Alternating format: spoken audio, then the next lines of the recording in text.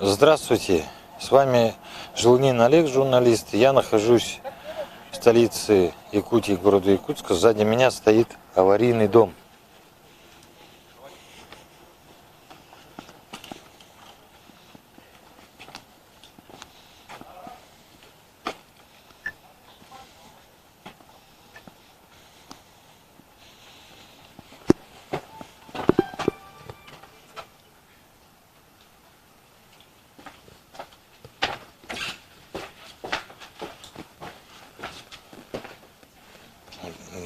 Впереди стоит комиссия.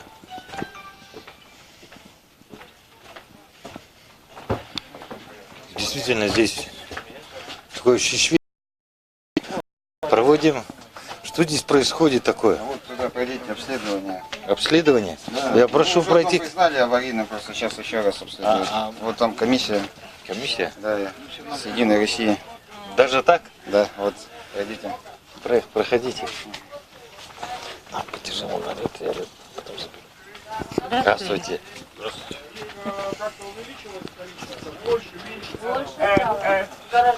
Подождите, сейчас получается, будет тепло, холодно на улице, они с гаражей, под гаражей, гаражей, они сюда попадут. Были какие-то укусы, кусают? Нет, пока нет. Не, ну они плюсы, но они... Нет, кошка спасает. А до этого-то как было? Прыгали же. Мышеловки спасают. Мы как бы это стараемся это под контролем. Хорошо. Держать. Сколько у вас давайте подряд? 18,9 по документам. Поживает? То, что дети у нас Пять болеют. человек. Отца за этого не могут пойти. То, что болеют. Ага, здесь сырыш, там, знаете. А какие заболевания в основном? Ну, кашель, насморк. Такие вот. Вот если так по-наследственно, у меня вот болезнь было тяжелое заболевание, я оперировать недавно, буквально полмесяца назад. Я отказалась, потому что, ну, сказали, если оперируюсь, то все, это конец. Вы сейчас на сегодняшний день работаете?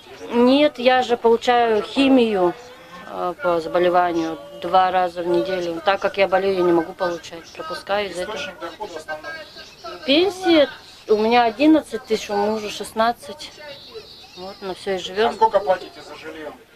Ну, 8 тысяч сейчас забирают. 8 тысяч платите вот за вот эту, то есть вот, Да. крохотное жилье. У меня долг.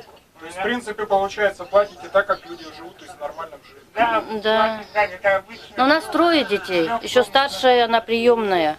Она в школе сейчас. 2200 только за отопление беру.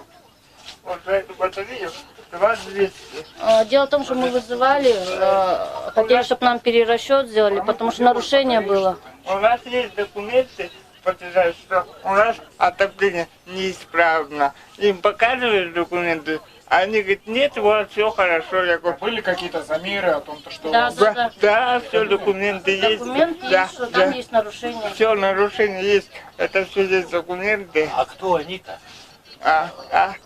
Приходили. Замеры делали с этого. СЖМ? Да, оттуда вот сверху приходили. Управление это. Государственного жилищного надзора. Да. А больше. Строители сейчас здесь... Амосова 8. Амосова 8, да. А представьте, пожалуйста, как Андрей. Андрей, да? Да. И сколько вы здесь живете? 7,5 лет. Вы сейчас обеспокоены тем, что уже все, зиму не проживете? Конечно, уже все. Да и дом не простоит, и, понимаете, стена полностью загнила. Может, Мало того, что загнила, у нас есть заключение, что дом может в любое время, в любой момент рухнуть. Опасно для проживания. Да, опасно для проживания. Ну, Андрей, предложение есть такое, да? Андрей, сразу здесь со мной Андрей Петров, представитель Союза дольщиков, обманутых дольщиков, пайщиков и так далее. Андрей, а вот чем вы здесь обеспокоены, в чем причина вашего здесь как бы появления? Ну, здесь обеспокойство в том, что эту семью я наблюдаю уже с декабря 2018 года. Я увидал о их проблемах в соцсетях. Мы списались и, конечно же, то есть стали вот с этого момента контактировать. Проблема этого дома – это не одна проблема. То есть у Андрея есть супруга, которая является сиротой, и, к сожалению, то есть ее очень долгое время, несмотря на то, что было решение суда, ее не вставляли в реестр сирот, то есть на получение жилья.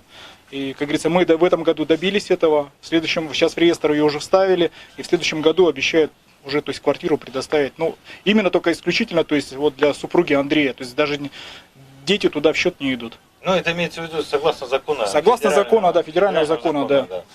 А тогда сейчас вот вы обследуете вот их квартиру, да? Да, сегодня мы приехали сюда посмотреть, в каких условиях живут, потому что на самом деле семья обеспокоена, не только за себя беспокоится, но и за остальных жильцов, которые живут в этом доме. Они понимают, что, возможно, этот дом в ближайшее время, то есть, может быть, что-то с ним покосится, обрушится, либо, возможно, какие-то последствия там могут произойти. Поэтому ребята выходят и на митинги, и пытаются, не знаю, вплоть до забастовок делать, для того, чтобы власть обратила внимание, то есть, на проблему этого дома.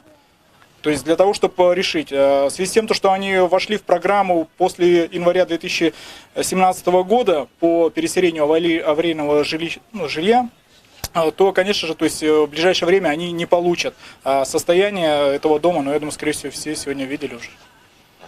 Андрей, а вот сейчас вот, наверное, вашей супруги дошло, вот ваше обращение прямо к властям. Но я бы хотела, чтобы все-таки пораньше расселили наш дом, так как здесь невозможно не только, ладно, взрослым жить, но и детям. Детей не помыть, очень холодно. Имеются даже черви дождевые у нас от сырости. Мало того, что еще грибки, плесень везде. Ну, я бы хотела, конечно, чтобы побыстрее расселили всех. И, соответственно, конечно, свое жилье получить, потому что из-за своих заболеваний я не могу часто находиться с детьми дома. Постоянно по больницам. Дети меня от силы в месяц 1-2 раза дома видят. Муж постоянно. Мы оба на инвалидности. И нам очень тяжело тут жить, конечно, в этих условиях. Врачи все ругают меня, то, что я постоянно болею, не получаю химию из-за заболеваний, ну, простываю. Ну, вот так как-то. Мы сейчас дальше проверим состояние других квартир этого дома. А сейчас вы видите, как здесь 5 человек живут в этой маленькой крохотной комнатушке.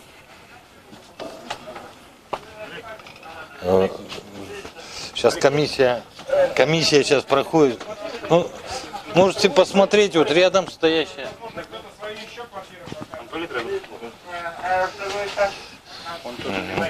Сейчас мы зайдем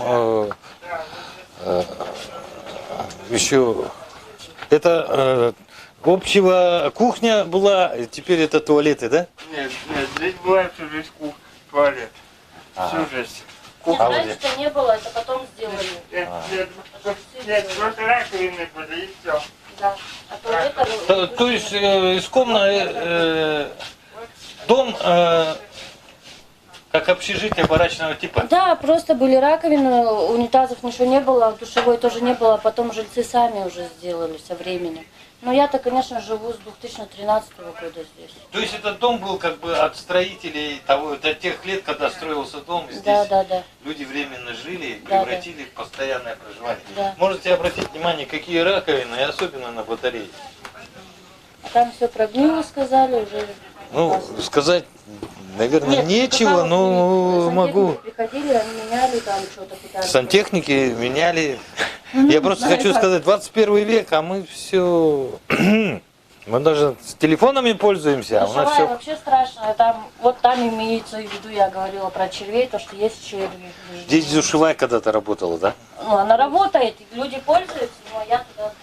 Ну вот это туалеты. Ну видно, например, а здесь пожары были, да? Судя по... Нет, тот же, да, был. Это не пожар, это от сырости. От сырости. От сырости почернели. Смотрите, там от сырости да. почернели бревна. Не то, что почернели, там жуки все это съели уже. Сгнило все насквозь. Так, а этот, вот кто может мне рассказать, какого года, можно вас рассказать, какого дома? Вы снимать не будете. А, понятно. Какого вообще дом постройки это? 73-го. 73-го? Ну, конец 60-х,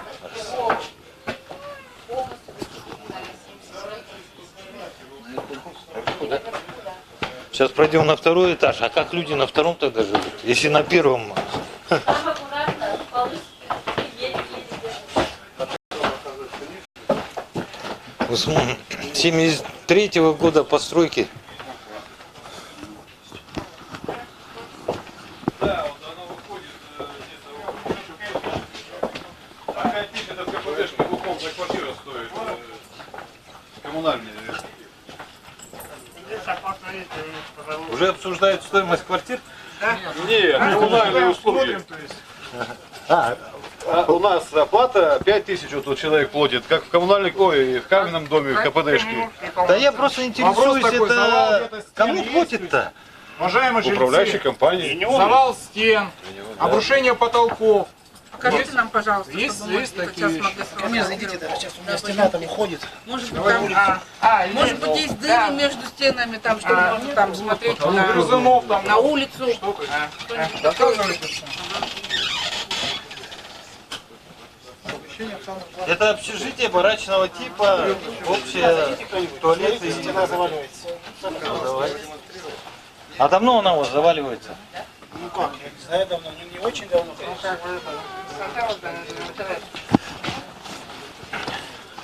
Где?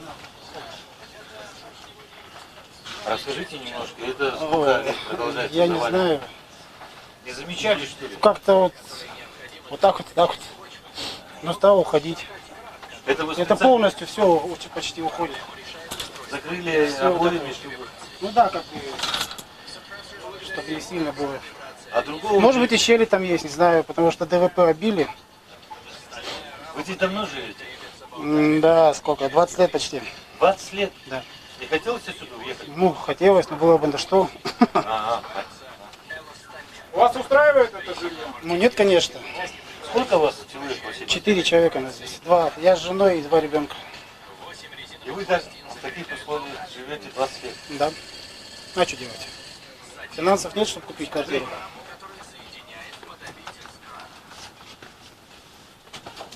Не, ну, осабливаются как умеют. В принципе.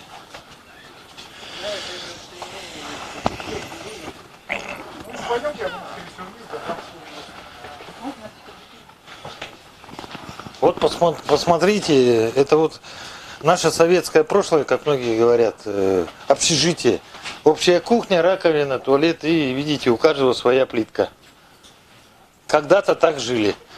Но в 21 веке, честно говоря, это удивляет. Все-таки живут. Ну, полы полностью вышли из строя здесь. Не знаю, как вы ходите.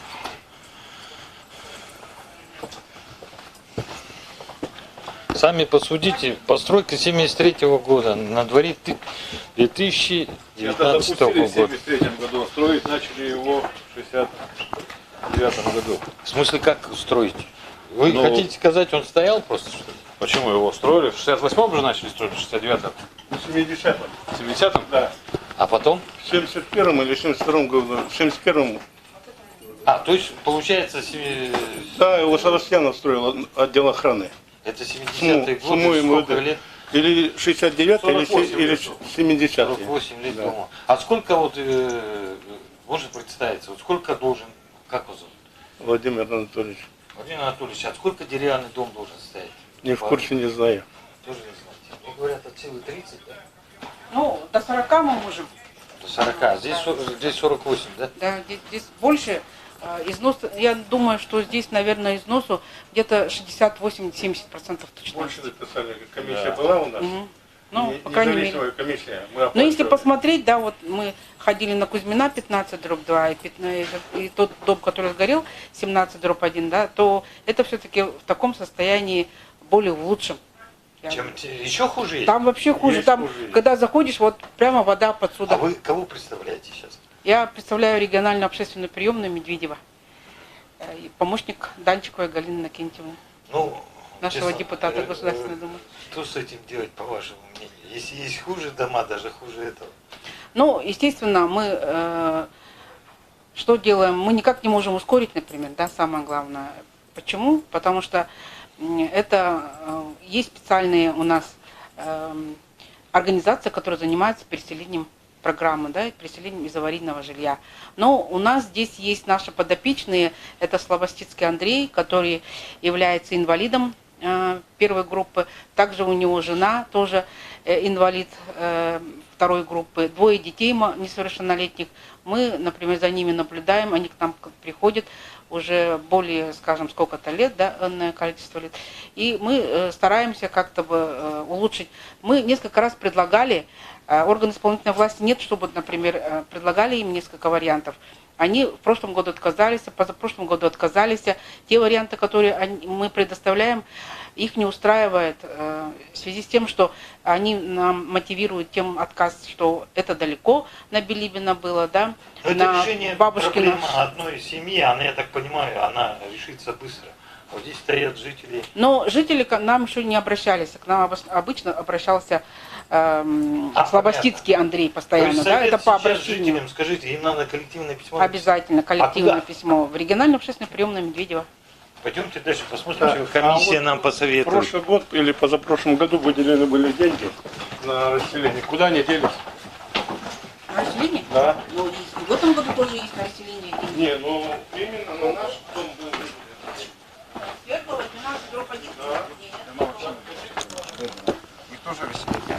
Никто не спорит, работу надо вести. Но Но вы- только где-то 159 домов у нас попали в программу. Но вы же согласны с тем, что условия не соответствуют для Мы проживания, согласны, тем то, более что с да, детьми да. здесь. Мы согласны, то, что не только этот дом, 1135 деревянных домов, они не соответствуют условиям проживания.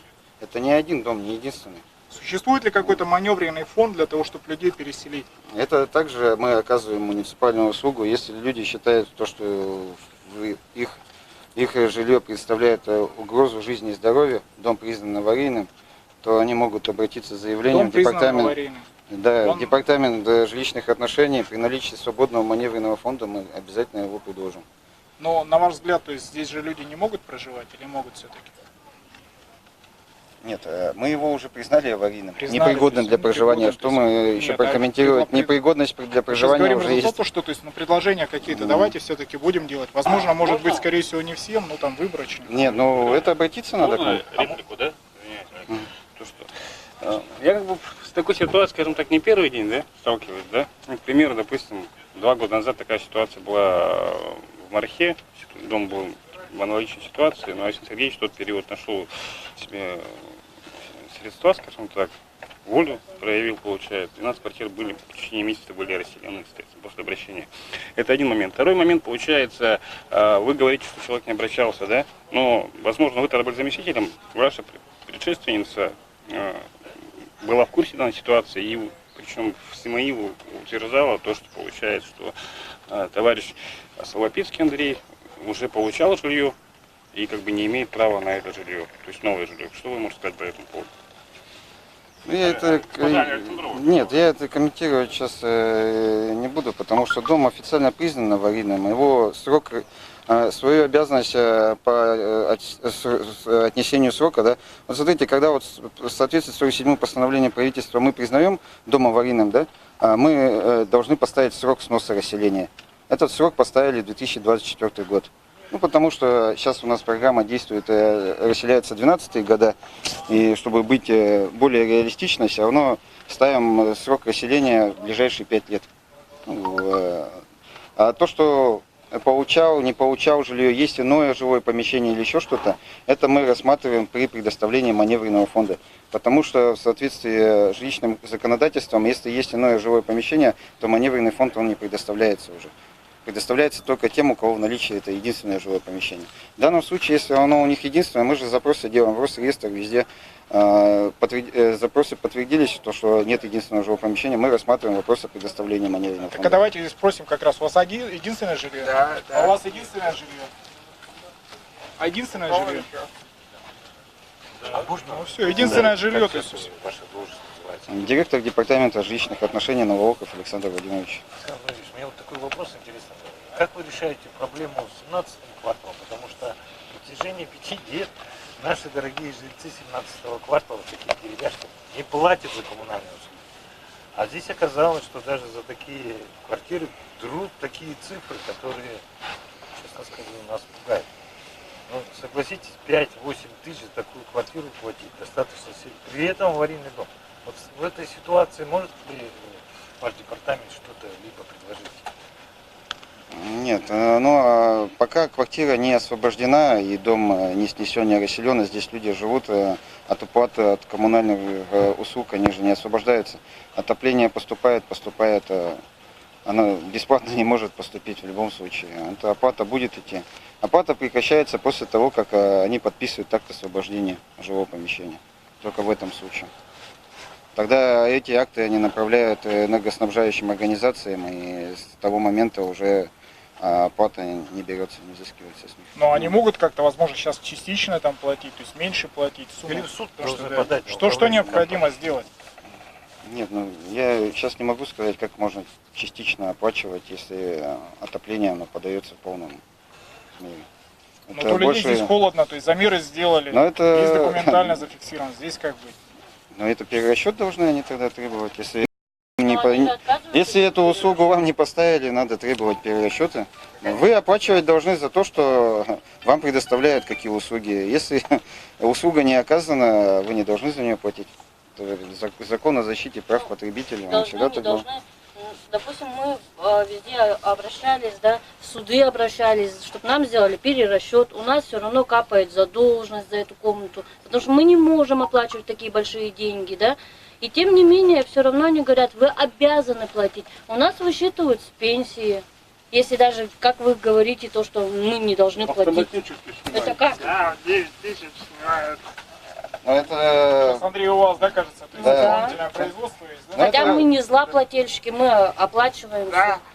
Сами ходили, договор Скажите, заключали. кому вы платите? Я уже... Энергосбыт, водоканалу. Управляющая компания. Да. Разные компании. Я Разные же они.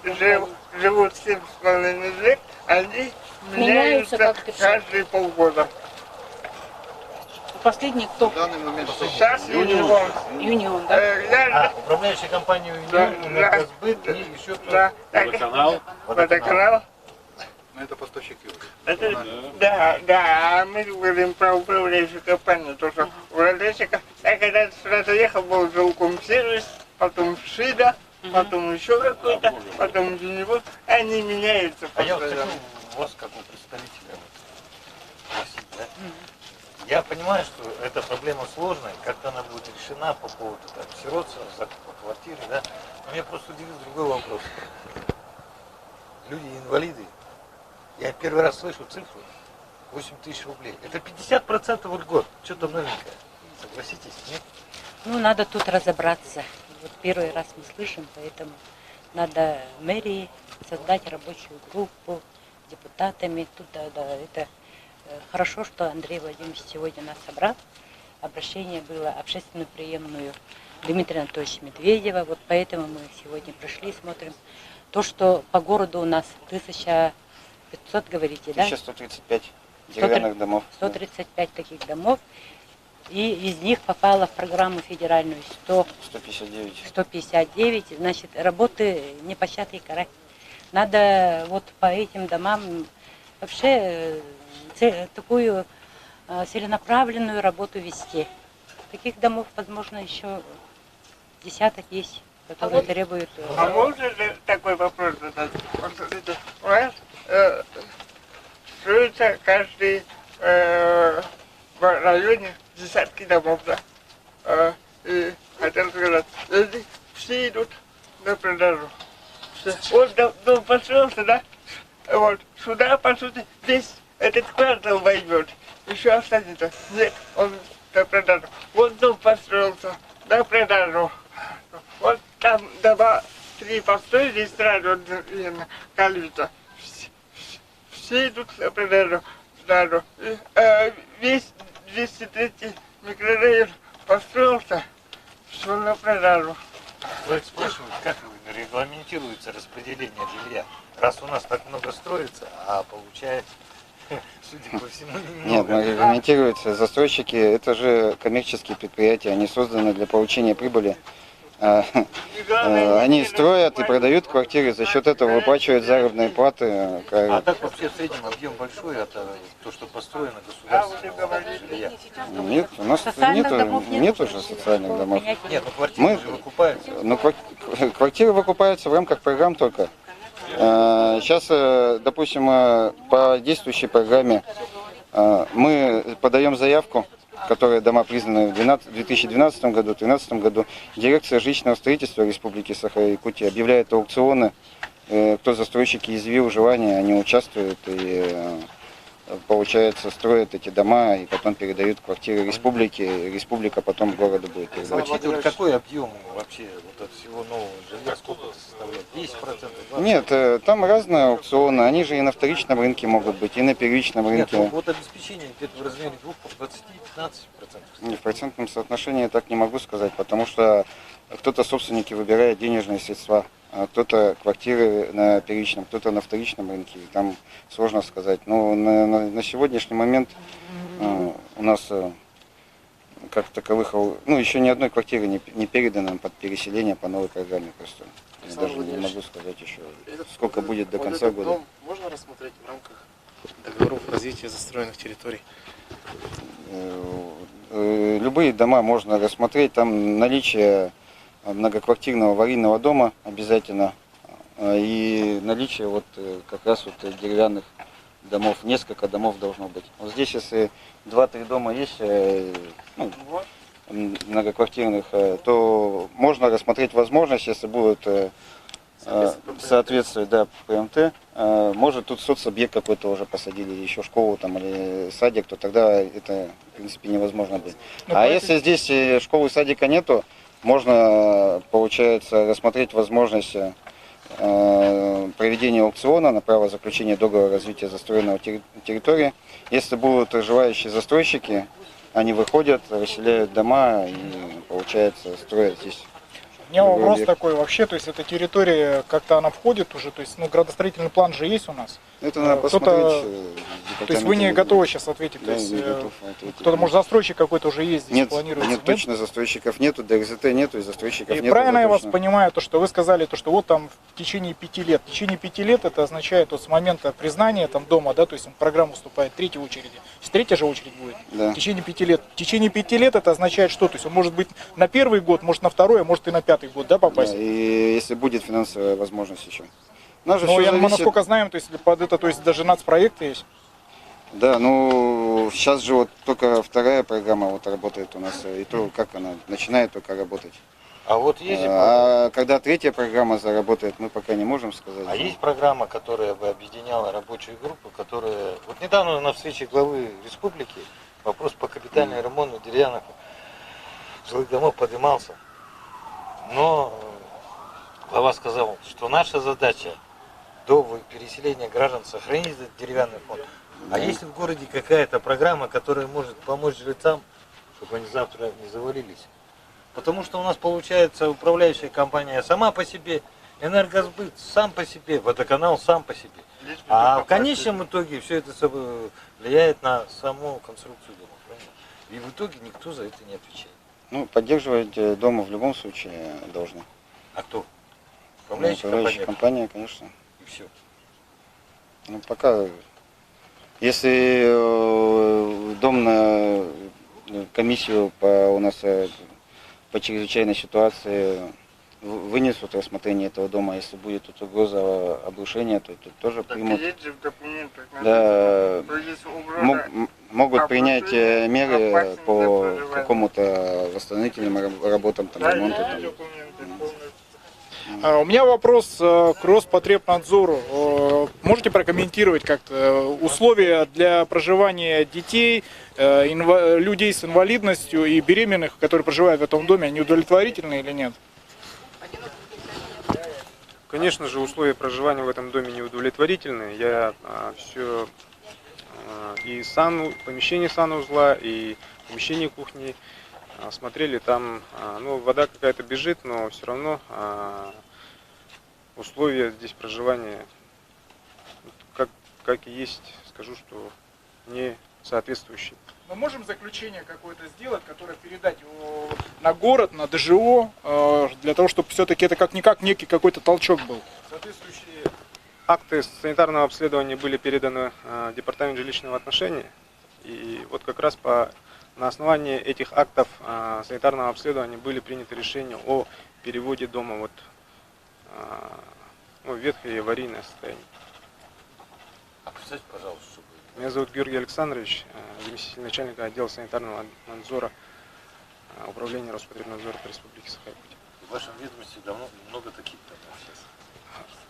Ну, реестр таких домов мы не ведем, ведет Департамент жилищных отношений. Но когда при обращении Департамента жилищных отношений мы проводим санитарное обследование таких домов.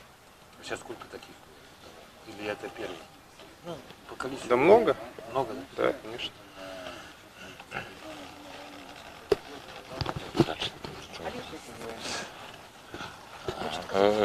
Что вы хотели? Я сделал за свой счет экспертизу, отдал 32 тысячи рублей, я оплатил за весь дом.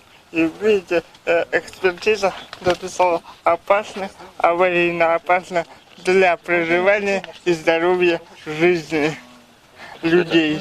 Это вы сделали сами экспертизу? Да, сами, да, платную, независимую за свой счет. Да, 32 тысячи рублей отдали. Видите, компания РТЦ. Государственное унитарное предприятие. Да. Американский центр технического учета, технической инвентаризации, то есть БТИ, да? Правильно? Да, получается так. И это когда было сделано? А это было недавно, буквально. 10 июня уже есть такой. Да. Ну, принимайте вопросы, поэтому... Мы сдали одну вот эту книжку. Нам две дали. Теперь у вас все есть? Да, у нас все есть. У нас, понимаете, и документы у нас есть. То есть... И теперь вы как народный депутат представляете, у людей все законодательные, не знаю, как регламентирующие документы на руках. И теперь, как депутат, что можете посоветовать жильцам? Ну, в частности, хотя бы вот такие. Есть федеральная программа, есть региональная программа по жилью. Ну и вот по таким домам, именно по городу Якутску, должна быть отдельная программа, которая вот те, которые сегодня можно по этому дому вообще принять такое решение. Закрыть нужно этот дом. Вот сваливается действительно, да? И, ну, я думаю, мы должны создать рабочую группу, которая будет работать целенаправленно вместе с мэрией города Якутска. Ну и депутатами Думы. А что для этого нужно, чтобы эта рабочая группа не была на бумаге, а работала, вот как вы считаете? А то у нас рабочая Постоянно должны, сами жители должны быть активны, должны быть лидеры, как мы вот работаем сейчас с обманутыми дольщиками. Вот по каждому объекту у нас есть лидеры. Вот по этому дому, например, лидер у нас вот Андрей. То есть сейчас вы разрабатываете новые регламенты в данных ситуациях? Мы должны разработать, пока ничего нету. Вот то, что они сегодня вошли в федеральную программу, это хорошо, но 5 лет этот дом выдержит, не выдержит. А еще такой Нет? вопрос можно, да? И поэтому вот мы должны, что вот в кратчайшее время сделать? Управляющая компания должна принять меры срочные. И вот через сколько, Андрей Владимирович, мы придем, проверим управляющую компанию. Я думаю, скорее всего, во-первых, я думаю, созвонимся с ними. Может быть, через месяц, может через месяц, да, можно. Смотрите, как мы живем. Да, смотрели. Тупо, как народ, да? Ну вот так. Смотри, вот так все это. Мы посмотрели. Ну, сейчас могу сказать одну, да? Совет такой, а может не совет, просто вывод простой, понимаете, жители таких домов, если вы будете не проявлять свою активность, что-то добиваться, я понимаю, это очень сложно, очень, наверное, даже трудоемко, но тем не менее, если вы сами не займетесь своей судьбой, спасением утопающих, дело самих утопающих. Но в данной ситуации рабочая группа будет создана, и она дальше мы будем отслеживать судьбу этого дома и этих жильцов. Но тем не менее здесь явно видно, что есть неравнодушный человек, который инвалид, и он пытается наладить свою жизнь к лучшему. Я думаю, что в данной ситуации, если у человека есть желание, есть не только желание, как сказать, но и жизнь, думаю, что это дело сдвинется с места.